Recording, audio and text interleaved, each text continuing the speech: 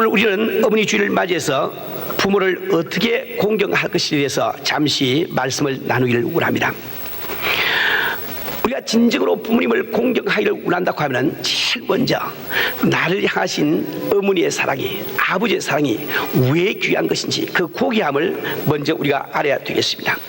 우리가 귀중한 공기를 호흡을 하고 살지만은 그 공기를 의식하지 못하듯이 우리는 어머니의 사랑 가운데서, 아버지의 사랑 가운데서 내 형질이 갖추어지고 오늘까지 살아왔지만은 우리는 자칫 어머니의 사랑을 잊어버리기가 참 쉽습니다.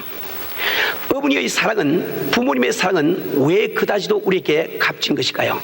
저는 세 가지만 오늘 그 이유를 말씀드리려고 원합니다. 첫 번째로 어머니의 사랑이라는 것은 나를 자기의 생명보다 더 사랑하는 사랑이기 때문에 우리에게 고귀한 것입니다. 세상 사람들이 세상을 살아가면서 귀중하게 생각하는 것이 많이 있습니다. 그러나 그 가운데서 자기 생명보다 더 귀중하게 여기는 것은 없지요. 그러나 우리 어머니들은 자기의 생명보다도 자기 자식을 사랑합니다. 바로 나를 낳으신 우리 어머님이, 당신을 낳으신 당신의 어머님은 자기의 생명보다도 당신을 더 사랑하면서 오늘까지 길러온 사실을 우리는 기억을 해야 되겠습니다. 영국 웨일스 지방에서 실제로 일어났던 일입니다. 어떤 부인이 어린 아이를 품에 안고 밤길을 가고 있습니다. 느닷없이 눈보라가 쳐옵니다. 심한 눈보라에 대비하지 못한 그 어머니는 자기 목적지까지 도달하지 못하고 불행히도 중간에서 동사를 하게 됩니다. 아침에 눈이 깨었을 때 많은 사람들이 와서 그 눈 속에 있는 어머니를 발견하고 그를 끄집어냅니다. 참 신기하게도 그들이 발견한 것은 그 어머니는 죽는 그 순간에 자기의 겉옷을 다 벗어가지고 자기 품에 안은 그 참 아기를 다 똘똘 싸가지고 그 품에 꼭 안은 채로 그 눈 속에 파묻혀 있습니다. 구조대가 와서 그 아이를 끄집어내서 싼 겉옷들을 다 벗겼을 때 그 안에서 아이는 그대로 새근새근 잠이 들으시다고 이야기를 합니다. 그 어머니가 죽은 이유는 자기 품에 안고 있는 자기 자식을 살리기 위해서 그 추운 밤에 자기 겉옷을 다 벗었기 때문에 그는 얼어 죽은 것이죠. 그때 살아난 그 아이가 자라서 영국의 유명한 수상이 되었습니다. 데이비드 로이드 조지라고 하는 유명한 수상이 되었습니다. 이 이야기는 타인의 이야기입니까? 바로 우리 어머니의 이야기가 아닙니까? 나 한 사람을 길러주신 그 어머니는 바로 이 사랑을 가지고 나를 길러주시기 때문에 어머니의 사랑은 그렇게도 귀한 것입니다. 미국에는 다음과 같은 재미있는 판례가 있습니다. 어떤 부호가 죽으면서 자기 전 재산을 자기의 미망인 그 부인과 어린 아들에게 상속을 시켰습니다. 그런 유언의 적기를 만약에 이 두 사람 가운데 한 사람이 다른 상속자가 없이 죽는 날에는 그 사람의 재산이 살아남은 그 상속자에게 가리라고 이야기를 했습니다. 만약에 두 사람 다 다른 상속자를 얻지 못하고 그냥 죽는 날에는 이 모든 재산을 모모하는 비영리 단체에 기증하라고 유언이 되어 있습니다.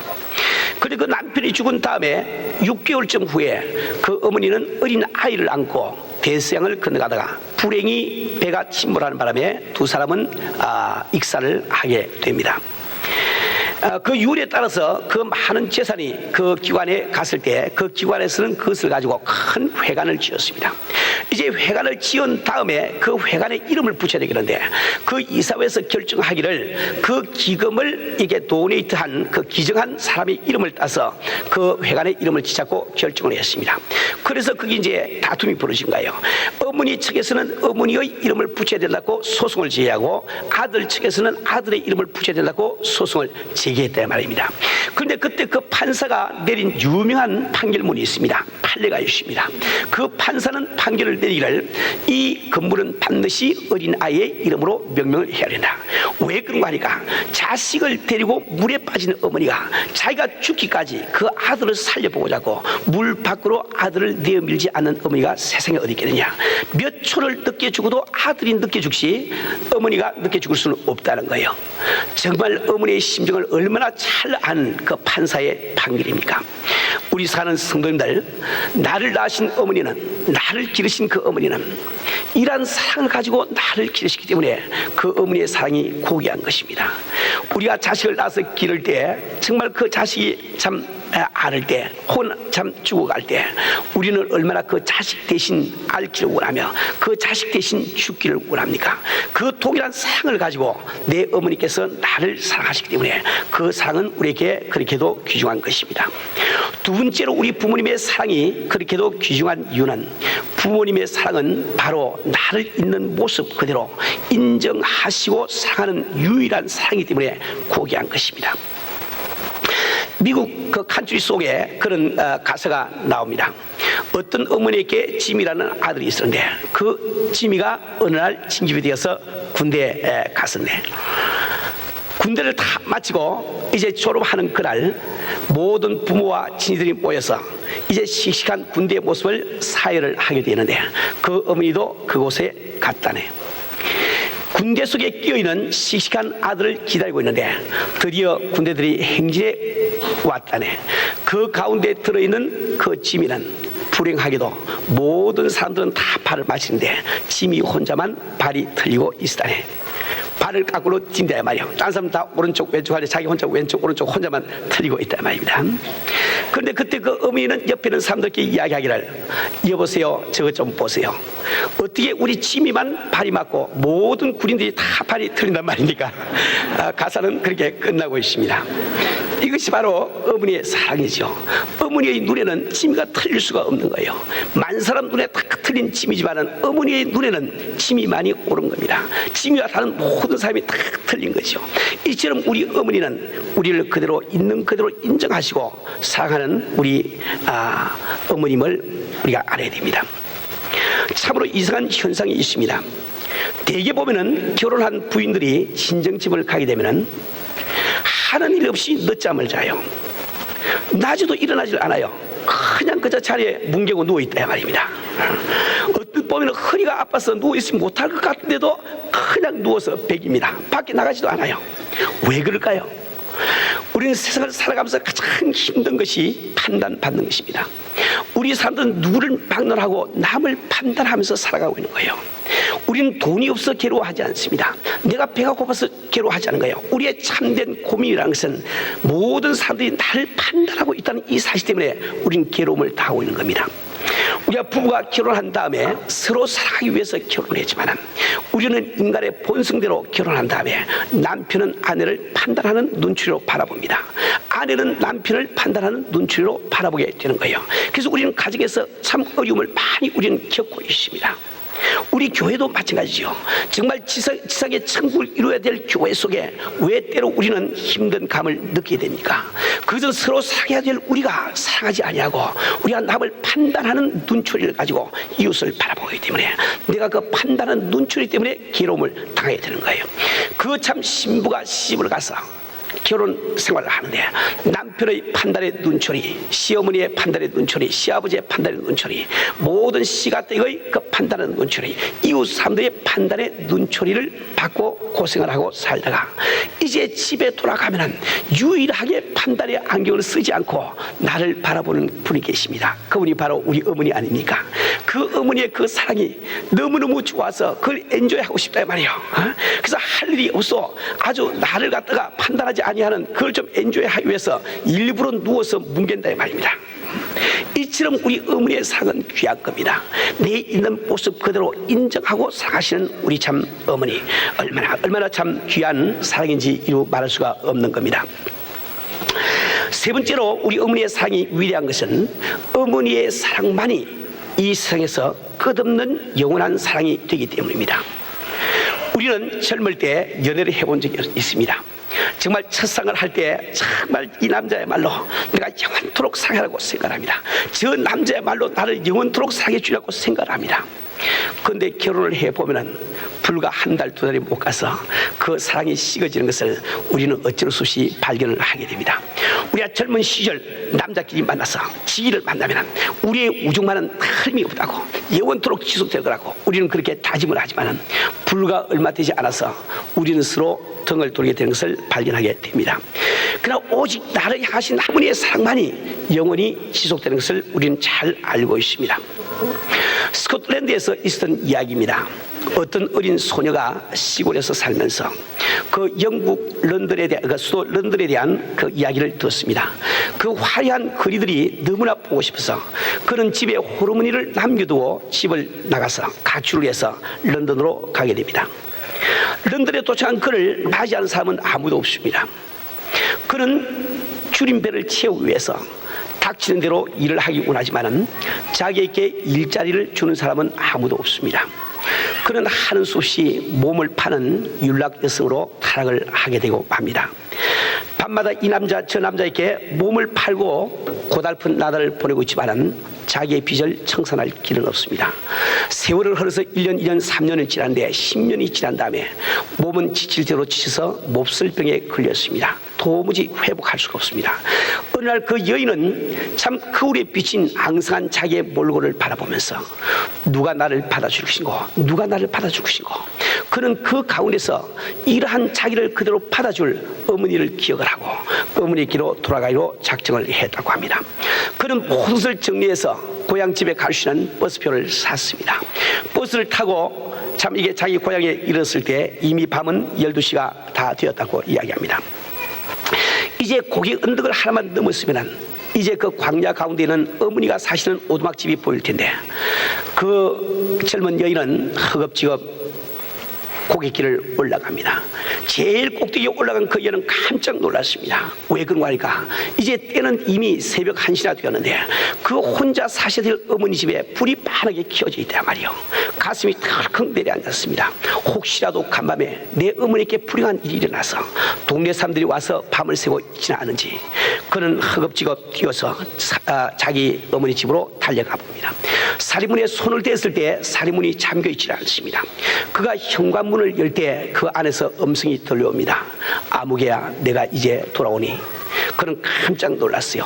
뛰어 들어가서 어머니 품에 안기면서 어머니, 내가 오늘 어떻게 올 줄 알고 이처럼 불을 켜고 기다리고 계십니까? 그때 어머니가 하신 말씀이 있습니다. 나는 내가 내 품을 떠난 그날부터 반드시 내 품으로 다시 돌아올 그날이 있을 줄 알고 나는 하룻밤도 불을 꺼본 적이 없단다. 하룻밤도 문을 잠가 본 적이 없단다. 이렇게 말씀을 하더랍니다. 우리 사는 우리 성도들, 이것이 바로 어머니의 사랑이요, 이것이 바로 어머니의 심정이 아닙니까? 우리 어머니도 인간이기 때문에 실수를 할 수 있어요. 내게 잘못을 저질 수가 있습니다. 내게 섭섭한 일을 할 수가 있습니다. 우리 자식들은 그러한 일을 당하면 부모를 용서할 줄 몰라요. 그런데 우리 어머니들은 내가 아무리 섭섭한 일을 하고 잘못을 저질러도 어머니는 나를 용서하시고 끝까지 참 영원히 나를 기다리시는 우리 어머님을 알아야 되겠습니다. 저는 언젠가 여러분에게 한번 그런 말씀을 드렸지만 저는 사실은 부모님을 공경하는 이런 설교를 할 아무런 자격이 없는 사람입니다. 나는 평생을 살아오면서 한 번도 내 아버지를 공경해 본 적도 없고 내 어머니도 공경해 본 적이 없습니다. 한 번도 내 아버지에게 사랑한다고 이야기해 본 적도 없고 어머니에게 사랑한다는 이야기도 해본 적이 없어요. 내가 아버지 어머니에게 돈을 어른이 된 다음에 돈을 드렸다 할지라도 나는 한 번도 공경하는 마음으로 돈을 드려본 적이 없습니다. 참으로 부모를 용서하지 못하는 자식의 어리석은 마음이죠. 제가 13살 났을 그 무렵에 우리 부모님들이 이혼을 하시고 그 당시에는 이혼이 없었기 때문에 저는 참으로 괴로워하면서 집을 나갔습니다. 그 후로 어린 시절 지나면서 저는 나날이 참 부모님들을 원망을 했어요. 한 번도 어머니를 보기도 원하지 않았고 찾아볼 생각도 하지 않았습니다. 어머니가 어디 사시는지 알지도 못하고 저는 중학교를 졸업하고 고등학교를 졸업하고 서울대학을 들어갔습니다. 그래서 서울대학을 들어가서 한 2, 3개월 지났을 어느 날 밤 그 일을 저는 도무지 잊을 수가 없어요. 그날따라 공부할 것이 많아서 저는 도서관에 들어앉아서 늦게까지 공부를 했습니다. 해가 다 지고 많은 학생들이 돌아간 다음에도 저는 공부를 하고 있다가 드디어 도서관 문을 열고 밖으로 나왔습니다. 이제 아무 생각 없이 물리대 정문을 나오고 있는데 그 정문 기둥 곁에 어떤 키 큰 여인이 서 있는 것을 발견을 했어요. 저는 그 보는 순간에 가슴이 섬찟했습니다. 바로 우리 어머니가 거기 서 있다 말입니다. 우리 어머니는 남달리 키가 아주 컸습니다. 그래서 보통 사람과 같이 있으면 머리가 하나가 더 나와요. 그 큰 어머니가 그렇게 참 이렇게 그 기둥 곁에 동상처럼 서 있습니다. 나는 깜짝 놀라서 다가가서 아니 어머니 어쩐 일이냐고 이야기를 했더니 우리 어머니는 내가 서울대학에 들어왔다는 소식을 어디서 얻어듣고 그 아들을 한번 만나보기 위해서 아침부터 와서 점심도 못 잡수시고 저녁도 못 잡수시고 혹시라도 놓칠까 해서 그때까지 기다리고 있다고 말씀을 하십니다. 저는 한편으로 어머니를 만나서 반갑기도 했지만은 내 마음으로부터 그 어머니를 용서하는 마음이 생길 줄 알아요. 그 후로 내가 한국을 떠나기까지 우리 어머니를 자주 만났지만은 나는 만나러 갈 때마다 내가 우리 어머니를 용서하고 정말 어머니 앞에 가면은 어머니 내가 어머니를 사랑합니다. 손을 한번 만져드려야지 그 생각을 하고 매일 가지만은 정작 어머니를 만나고 나면 손을 만질 수가 없어요. 도무지 손을 만질 수가 없어. 저는 참 어머니에게 한 번도 효도를 해보지 못하고 참 한국을 떠나버리고 말았죠. 우리 아버지께도 꼭 마찬가지였습니다. 저는 미국에 와서 예수를 믿고 난 다음에 비로소 어머니도 용서가 되고 아버지도 용서가 되어서 한국으로 나가서 어머니에게 복음을 전했습니다. 우리 어머니는 내가 믿는 예수라면 내가 무조건 하고 믿어야 되지 않겠니 두 말 없이 예수를 믿으시고 우리 어머니는 그 당시에 개가를 하고 계시기 때문에 모든 가족들을 데리고 그 다음 날로 교회를 나가서 우리 어머니는 집사님이 됐어. 내가 신학교 다닐 무렵에 어머니는 세상을 떠났습니다. 남은 식구들의 이야기를 들어보면 참 돌아가시는 그 순간에도 우리 광신이가 언제 신학교 졸업하고 목사가 되느냐고 그렇게 하시면서 돌아가시다고 이야기를 합니다. 자식은 부모를 오래 기다리지 못하지만 오래도록 기다리시는 우리 어머니의 사랑을 참 단적으로 표현을 하고 있는 거죠. 우리 사랑 우리 손들 우리는 정말 어머니의 사랑만은 위대하기 때문에 이 끝없기 때문에 우리는 위대한 것을 우리는 알아야 되겠습니다. 자기의 생명보다 나를 더 사랑하시는 어머니의 사랑, 나를 있는 모습 그대로 인정하시고 사랑하시는 그 어머니의 사랑, 영원토록 포기하지 아니하시고 사랑하시는 그 어머니의 사랑, 이것은 단적으로 우리 하나님의 사랑을 우리에게 보여주시는 것입니다. 우리는 어머니의 사랑을 통해서만 참 어머니의 사랑보다 1000배 만배 더 큰 하나님의 사랑을 조금이라도 짐작을 할 수가 있는 것이요.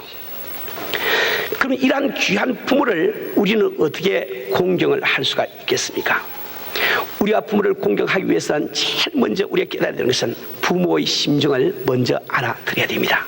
내가 부모의 심정을 알아들이지 아니하고 돈을 가져다 드리고 고기를 사드린다고 해서 그것이 효도가 될 수는 없습니다. 우리 부모들이 가장 바라시는 것은 바로 그 부모의 심정을 깨닫는 것을 바라고 계시단 말이에요. 우리가 정말 부모에게 우리 효도를 하려고 하면 나를 사랑하시는 그 어머니의 심정을, 아버지의 심정을 꼭 우리가 깨닫고 우리가 효도를 시작을 해야 됩니다. 우리가 부모의 심정을 깨달을 때 어떤 일이 내게 일어날까요? 반드시 형제 간에 우애하는 일이 일어나게 됩니다. 왜 그런 거 아닐까? 내가 어머니의 심정을 깨닫고 보면은, 아버지의 심정을 깨닫고 보면은 그 아버지 어머니는 나를 사랑하심 같이 내 형님도 사랑하시고 내 동생도 사랑하시기 때문에 그 부모의 마음속에는 간절한 소원은 그 자녀들이 함께 모여 참 사이좋게 지내는 것을 원하는 겁니다. 우리가 꼭 부모의 심정을 알고 부모를 공경하기를 원하는 사람은 반드시 형제간의 우애를 회복하게 됩니다. 우리 사랑하는 우리 성도들, 우리는 생을 살아오면서 인간이기 때문에 형제지간에도 오해를 품을 때가 있습니다. 억울한 생각을 할 때가 있어요. 좋지 않게 생각할 때가 있습니다.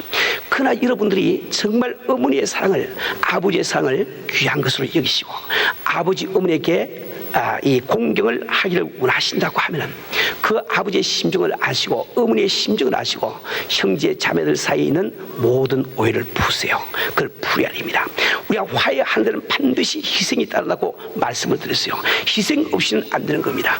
여러분들이 정말 부모를 공경하기를 원하시면 오늘 바로 이 예배가 끝나고 집에 돌아가면 혹시 내 형제에게 혹은 내 누나에게 내 동생에게 혹은 이렇게 마음이 합치지 않은 이 있으면 반드시 찾아가거나 전화를 그래서 화해를 먼저 하세요.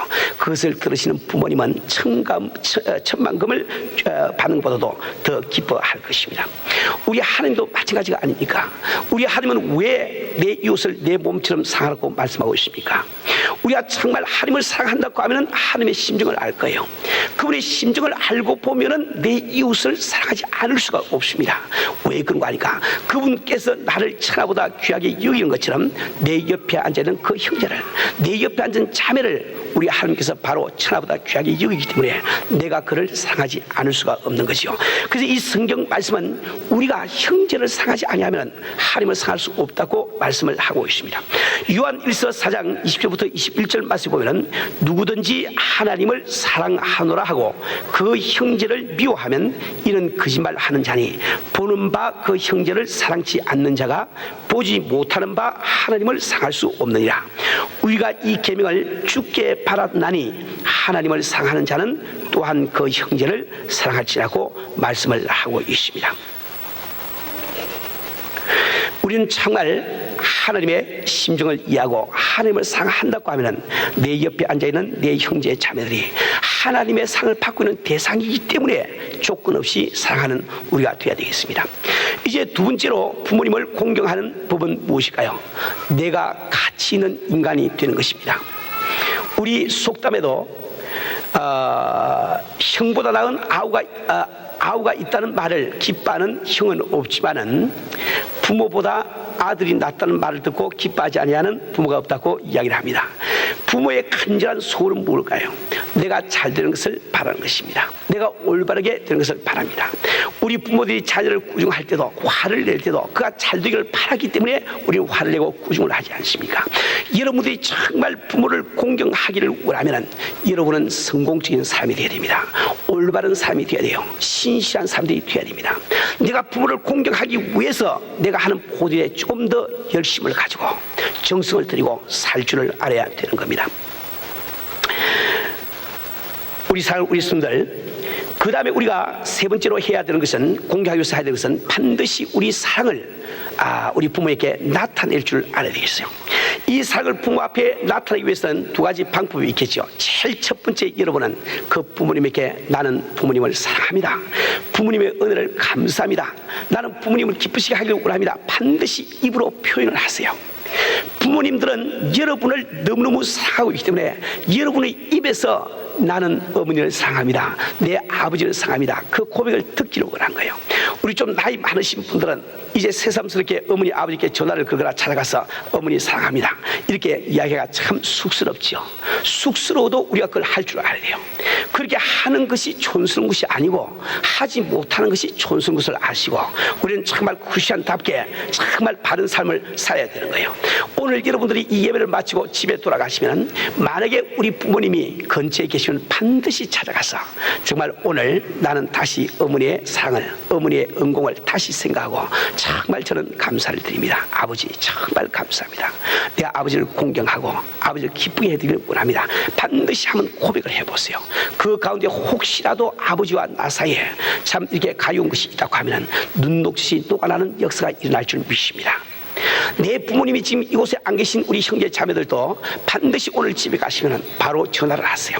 돈 좀 들어서 전화를 하셔서 전화에다 대고 어머니 정말 감사합니다, 정말 어머니 고맙습니다, 사랑합니다, 반드시 입으로 표현을 하세요.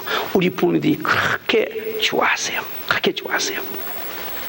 저도 이 아들, 딸을 멀리 내보내고 나니까 그저 아들, 딸에게 전화 오는 것이 어떻게 그렇게 기쁜지, 어떤 데는 그만 전화가 왔는데 내가 못 받을 때는 아주 이렇게 막 화가 좀 날 정도로 이렇게 신경질이 납니다.